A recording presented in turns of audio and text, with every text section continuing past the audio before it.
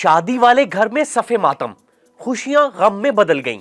لاہور سے اسلام آباد جانے والی باراتیوں کی بس کو کلر کہار کے مقام پر حادثہ، خواتین سمیت 14 افراد جاں بحق، 60 زخمی، کئی کی حالت تشویشناک۔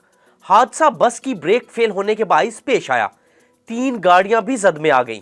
وزیر اعظم اور وزیر اعلیٰ پنجاب کا حادثے پر گہرے دکھ کا اظہار، زخمیوں کو بہترین طبی سہولیات فراہم کرنے کی ہدایت۔ عمر کوٹ میں زائرین کی کشتی کلانکر جھیل میں الٹ گئی، افسوسناک واقعے میں 6 افراد ڈوب گئے، 3 کی لاشیں نکال لی گئیں۔ حادثہ کشتی میں زیادہ افراد کے سوار ہونے کے باعث پیش آیا۔ عمران خان کا آج لاہور ہائی کورٹ میں پیش ہونے کا فیصلہ، حفاظتی ضمانت کی درخواست کی سماعت آج ہوگی۔ عمران خان دوپہر 2 بجے عدالت میں پیش ہوں گے۔ پی ٹی آئی کی سینئر قیادت بھی ہمراہ ہوگی۔ کارکنوں کو جی پی او چوک پہنچنے کی ہدایت کر دی گئی۔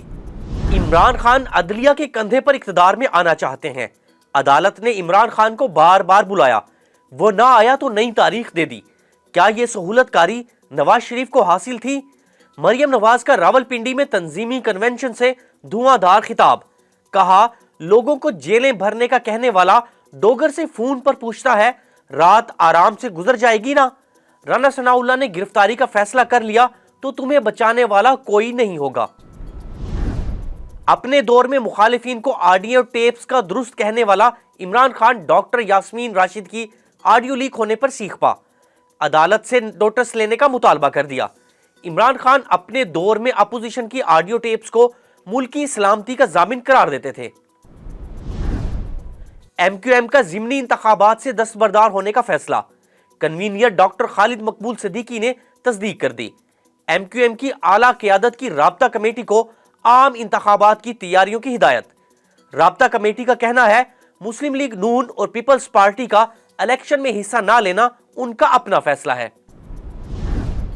کراچی میں تخریب کاری کی بڑی منصوبہ بندی ناکام، سائٹ سپر ہائی وے پولیس نے کارروائی کرتے ہوئے 2 دہشت گرد گرفتار کر لیے۔ گرفتار دونوں دہشت گردوں کا تعلق افغان آرمی اور داعش سے ہے۔ گرفتار دہشت گردوں میں حکمت اللہ اور حمزہ شامل ہیں۔ امریکی کرنسی کی گراوٹ کا رجحان جاری، روپے کی قدر مزید بہتر۔ انٹر بینک میں ڈالر 1 روپیہ 57 پیسے سستا، 261 روپے 25 پیسے میں فروخت۔ ملتان سلطانز نے فتح کی ہیٹ ٹرک کر لی۔ ملتان سلطانز نے اسلام آباد یونائٹڈ کو 52 رن سے شکست دے دی۔ دوسرے میچ میں کراچی کنگز نے لاہور قلندرز کو شکست دے دی۔ 186 رنز کے ہدف کے تعاقب میں قلندرز کی ٹیم 118 رنز پر آل آؤٹ ہو گئی۔ آج کوئٹہ گلیڈیٹرز اور پشاور زلمی آمنے سامنے ہوں گے۔ میچ شام 7 بجے کھیلا جائے گا۔ اور عراق کے شہر بصرہ میں منفرد فیشن شو، نوجوانوں کی سیکنڈ ہینڈ کپڑے پہن کر ریمپ پر واک۔